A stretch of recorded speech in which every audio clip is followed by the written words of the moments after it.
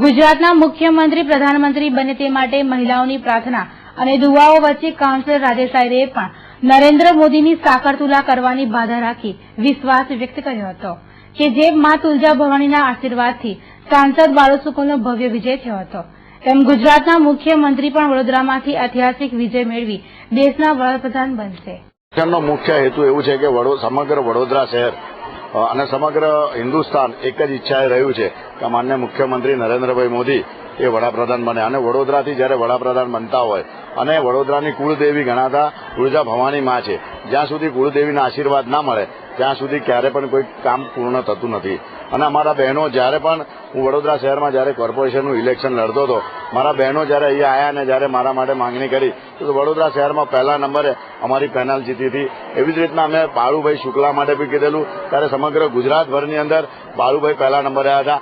આ વખતે બી અમારે 30 થી 35 બસો ભરીને અમારી 2000 બહેનો આવી છે અને એ લોકો અમે સાથે બી આજે માતાજીને કહેવાના જ છે અને અમને 100% ખબર છે કે અમારા જે માંગે છે એ મળે જ છે।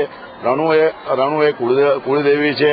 જ્યારે પણ મહારાજા રાજાઓ જ્યારે પણ હતા હતા સારું કામ કરવા જતા ત્યારે રણુના દર્શન કરતા હતા।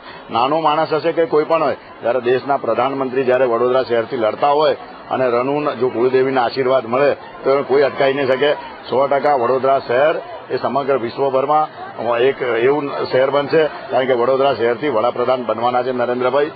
માતાજીની આશીર્વાદ સાથે સાથે સર્વ બહેનોના પણ અહીંયા ખૂબ આશીર્વાદ અહીંયા લેવાયા છે અને આપ સૌને પણ ચૈત્રી સુદ સાતમ છે। માનનીય મુખ્યમંત્રી નરેન્દ્રભાઈ એ ચૈત્ર સુદના સમગ્ર નવરાત્રીના ઉપાસક છે અને નવરાત્રી સમગ્ર શહેરને નહીં પણ સમગ્ર ભારતને અને ભારતીય જનતા પાર્ટીનો જ્યારે જન્મદિવસ છે ત્યારે અવશ્ય અમે આમાં સફળતા પાવીશું।